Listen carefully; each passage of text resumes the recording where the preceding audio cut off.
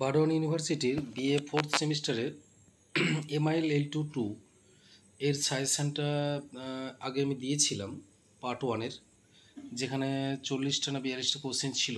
উত্তর সমেত আমি সেগুলো বলে দিয়েছিলাম। তোমরা সবাই পেয়ে গেছো নিশ্চয়ই, এবং দেখেওছো নিশ্চয়ই, পড়াশোনা শুরুও করে দিয়েছো। হ্যাঁ, একজন কেন, অনেকেই আমার কাছে বলেছে যে স্যার পার্ট টুটা খুব শীঘ্রই দিয়ে দিন। সেই জন্যই আমি পার্ট টুটা খুব তাড়াতাড়ি তৈরি করে ফেললাম এবং দিয়ে ভিডিও আকারে তৈরি করলাম। তো বেশি কথা না বলে আমি সাজেশানে চলে যাব। কিন্তু সাজেশানে যাবার আগে আমি তোমাদেরকে কয়েকটা কথা বলি যে তোমরা চ্যানেলটাকে সাবস্ক্রাইব করো। এখনও ভিডিও যারা দেখছো, এখনও যারা সাবস্ক্রাইব করোনি, নিজেরা তো সাবস্ক্রাইব করোই, এবং আরও অন্যদের বলো সাবস্ক্রাইব করতে, এবং লাইক করো, কমেন্ট করো, শেয়ার করো। তারপরে দেখো, তাতে আমার উৎসাহটা বাড়বে, আরও ভালো ভালো ভিডিও তোমাদের জন্য আমি তৈরি করব। আর আগেও বলেছি, এখনও বলছি, যে ভিডিও সম্পর্কে যদি তোমাদের কোনো অভিমত থাকে, ভিডিওর কোয়ালিটি সম্পর্কে, যে পিকচার কোয়ালিটি, সাউন্ড কোয়ালিটি, বা আরও বিভিন্ন কোয়ালিটি বিভিন্ন সম্পর্কে যদি তোমাদের কোনো সাজেশান থাকে, তাহলে তোমরা বলতে পারো। তাতে আরও উন্নত হবে ভিডিও কোয়ালিটিটা। আমি চেষ্টা করব আরও ভালো করে তোমাদের যথাসম্ভব সহজ সরলভাবে তোমাদের সামনে তুলে ধরার। তো যাই হোক, আর কথা না বাড়িয়ে আমি সাজেশানে চলে যাচ্ছি। Burdwan university BA fourth semester suggestion Bengali part 2 MIL L2 CC L2 দেখো, প্রথমে যে প্রশ্নটা আছে, পার্ট 2 এর যে প্রথম প্রশ্নটা আছে, সে বিশ্ব ফিরাইয়ে দাও, কোন বিশ্বের কথা বলা হয়েছে? এখানে দেখো, তোমাদের প্রথম যেটা কাজ হবে, আগে ধরতে হবে কোন কবিতা থেকে লাইনটা দিয়েছে। এখানে দেখো, অজিত দত্তের প্রার্থনা কবিতা থেকে লাইনটা দিয়েছে। কোন বিশ্বের কথা বলেছেন? যে বিশ্বে কবিরা, যে বিশ্বে মানুষের কথা বলার অধিকার ছিল। দাঁড়াও, এটা একটু একটু অন্যভাবে পরিষ্কার করে বলে দিই, যে সে বিশ্ব ফিরাইয়ে দাও, কোন বিশ্বের কথা বলা হয়েছে? দেখো, কবি অজিত দত্ত কৈশোরের স্বপ্নে যে বিচিত্র বিস্তীর্ণ বিশ্বকে দেখেছিলেন, যার সিন্ধুতলে মৎস্যকন্যা এবং গিরিশিরে গন্ধর্ব নগরী ছিল, সেই বিশ্বের কথা কবি বলেছেন। তারপর দেখো, প্রার্থনা কবিতাটির মূল গ্রন্থের নাম কি? প্রার্থনা কবিতাটির মূল গ্রন্থের নাম হলো কুসুমের মাস। প্রার্থনা কবিতাটি কি জাতীয় কবিতা? প্রার্থনা কবিতাটি সনেট জাতীয় কবিতা। আবার এটা অন্যভাবেও বলা যেতে পারে, ভক্ত কবির আত্মনিবেদনমূলক কবিতাও বলা যায়। ভক্ত কবির আত্মনিবেদনমূলক কবিতাও বলা যায়। এরপরে দেখো, বিরহ কবিতার মূল গ্রন্থের নাম কি? বিরহ কবিতার মূল গ্রন্থের নাম রাধা।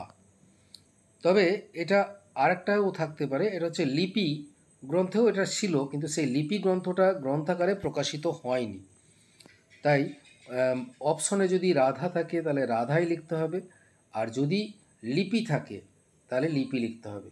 আর যদি রাধা এবং লিপি দুটোই থাকে তাহলে কিন্তু লিপি লেখার দরকার নেই, সেখানে কিন্তু রাধাটা লিখতে হবে। ভালো করে এটা বুঝবে।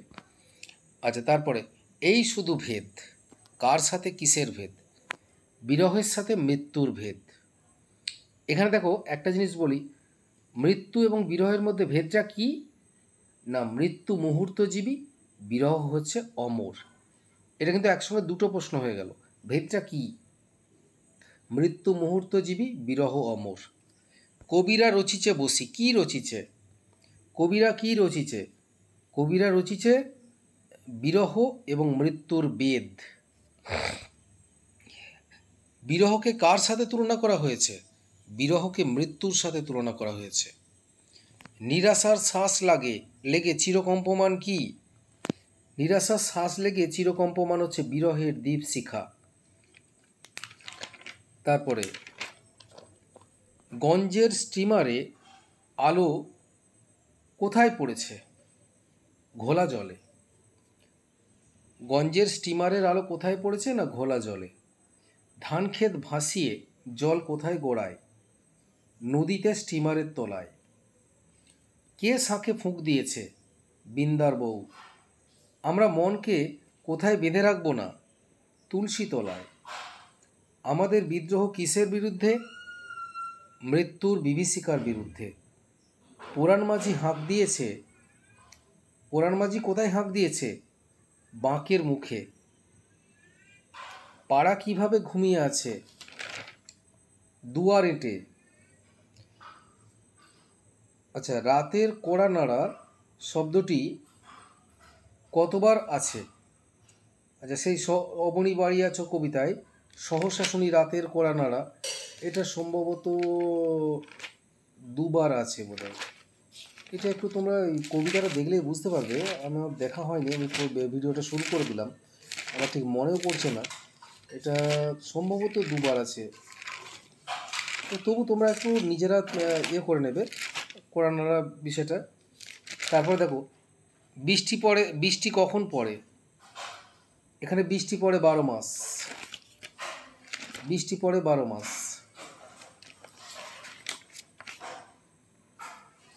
আগে দেখো, দুয়ার এঁটে ঘুমিয়ে পড়ে, ঘুমিয়ে আছে পাড়া। বৃষ্টি কখন পড়ে? 12 মাস। আচ্ছা, রাতের কড়া নাড়া শব্দটি কতবার আছে? হ্যাঁ, দুবার। রাতের কড়া নাড়া শব্দটি দুবার আছে। আচ্ছা, গাভীর সাথে কিসের তুলনা করা হয়েছে? মেঘের। কবিতাটিতে কোন রঙের কথা? কবিতাটিতে মানে কোন কবিতাটিতে? ওই অবনী বাড়ি আছো কবিতাটিতে। অবনী বাড়ি আছো কবিতাটিতে কোন রঙের কথা বলা হয়েছে? গাভীর সঙ্গে কিসের তুলনা করা হয়েছে? এটা হচ্ছে মেঘের। অবনী বাড়ি আছো কবিতাটিতে কোন রঙের কথা বলা হয়েছে? সবুজ রঙের কথা। দুয়ার এঁটে ঘুমিয়ে আছে কারা? পাড়া। কে দুয়ার চেপে ধরে? সবুজ নালি ঘাস। অবনী বাড়ি আছো কবিতার মূল গ্রন্থের নাম কি? ধর্মে আছো, জিরাফে আছো। আচ্ছা, আর একটা জিনিস দেওয়া হয়নি এখান থেকে। অবনী বাড়ি আছো কথাটি কবিতায় কতবার ব্যবহৃত হয়েছে? অবনী বাড়ি আছো কথাটি কবিতায় 3 বার ব্যবহৃত হয়েছে। দেখো, এটা খেয়াল রাখবে। রাতের কড়া নাড়া শব্দটা 2 বার ব্যবহার করা হয়েছে, আর অবনী বাড়ি আছো কথাটা 3 বার ব্যবহার করা হয়েছে। আচ্ছা, এবারে আমরা চলে যাচ্ছি আমার কৈফিয়তে। আমার কৈফিয়ত থেকে যে প্রশ্নগুলো আছে, সেই প্রশ্নগুলো এখানে দেখো। আমার কৈফিয়ত কবিতায় বলেছে, আমার কৈফিয়ত কবিতাটি কবে কোন পত্রিকায় প্রথম প্রকাশিত হয়? আমার কৈফিয়ত কথাটি 1392 বঙ্গাব্দের আশ্বিন সংখ্যায় বিজলি পত্রিকায় প্রথম প্রকাশিত হয়। তারপরে কৈফিয়ত কথার অর্থ কি? জবাবদান। নবী কথার অর্থ কি? ঈশ্বর প্রেরিত দূত। ভৈরবী কি? ভৈরবী হলো গানের একটি রাগ, যে রাগে শুধুমাত্র সকালেই গান গাওয়া যায়। গুরুকণ তুই করেছিস শুরু তলোয়ার দিয়ে দাড়ি চাঁচা। এখানে গুরু বলতে কাকে বোঝানো হয়েছে? এখানে গুরু বলতে রবীন্দ্রনাথ ঠাকুরকে বোঝানো হয়েছে, এটাই বলতে হবে। কারণ অনেকে আবার বলে কিনা গুরু বলতে মহিতলাল মজুমদারকে বোঝানো হয়েছে। এবার তোমরা যেটা করবে, যেটা তোমাদের অপশনে থাকবে, যদি গুরু বলতে রবীন্দ্রনাথ ঠাকুর অপশনে থাকে তাহলে রবীন্দ্রনাথ করবে, আর মহিতলাল মজুমদার যদি অপশনে থাকে মহিতলাল মজুমদার করবে। কারণ এটা বিতর্কিত বিষয়।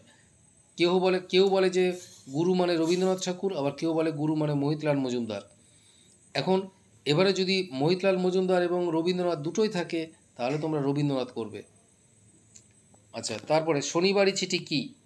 শনিবারী চিঠি হলো একটি পত্রিকা, যার পরিচালক ছিলেন সজনীকান্ত দাস। হাঁড়ি চাচা কি? হাঁড়ি চাচা হলো এক ধরনের পাখি, যার ডাক অত্যন্ত কর্কশ। যেমন বেরোয় রবির হাতে সে চিরকালের বাণী। রবি বলতে কাকে বোঝানো হয়েছে? রবীন্দ্রনাথ ঠাকুরকে। মৌলবী এবং মৌলভী কথা দুটির অর্থ কি? মৌলবী কথার অর্থ হচ্ছে মধুলবী অর্থাৎ স্বার্থপর, এবং মৌলবী কথার অর্থ হলো ইসলাম ধর্মের অভিজ্ঞ পুরোহিত বা অভিজ্ঞ ব্যক্তি। মোল্লা কাদের বলা হয়? মোল্লা কাদের বলা হয়? ইসলাম ধর্মের পুরোহিতদেরকে মোল্লা বলা হয়।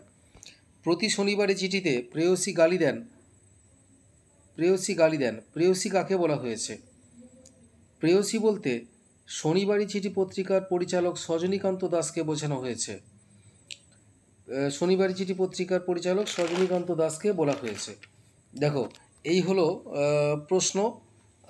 34টা প্রশ্ন এখানে দেওয়া আছে। আরও অনেক প্রশ্ন হতে পারে, সেই প্রশ্নগুলো তোমরা যেখানে যত পারবে কোশ্চেনগুলো জোগাড় করার চেষ্টা করবে। কোশ্চেন অনেকই হয়, যেমন আমার কৈফিয়ত তো একটা খুবই বড় কবিতা, তার মধ্যে থেকে অনেক কোশ্চেন হতে পারে, তবুও যতগুলো সম্ভব আমি দিয়ে দিলাম, যতগুলো মনে হয়েছে যে আমার এগুলো বেশি ইম্পর্টেন্ট, আর এগুলো হচ্ছে মাল্টিপল চয়েসে এই কোশ্চেনগুলো পড়তে পারে, সেই রকম তোমাদেরকে দিয়ে দিলাম, সেই অনুযায়ী কত কোশ্চেনগুলো আমি তোমাদেরকে দিয়ে দিলাম। এবার তোমরা চেষ্টা করবে কবিতাগুলো ভালো করে পড়ে কবিতাগুলোকে ভালো করে বোঝার চেষ্টা করবে, এবং সেই কবিতাগুলোর যতটা সম্ভব অর্থগুলো বোঝার চেষ্টা করবে। অর্থগুলো বোঝার চেষ্টা করলে তোমাদের শর্ট কোশ্চেন কোথাও আটকাবে না। আর সব কবিতাগুলোর প্রকাশকাল প্রকাশকাল এবং মূল গ্রন্থের নাম এবং কোন পত্রিকায় প্রকাশিত হয় এগুলোকে ভালো করে করবে। এগুলো কিন্তু পড়ে, বেশিরভাগ সময়ই প্রকাশকাল, মূল গ্রন্থের নাম এগুলো কিন্তু পড়ে, কাজেই এগুলোকে বাদ দেবে না, এগুলোকে বারবার করার চেষ্টা করবে। এবং সেই সঙ্গে আরও চেষ্টা করবে যেখানে যত শর্ট কোশ্চেন পাবে সেগুলো করার চেষ্টা করবে।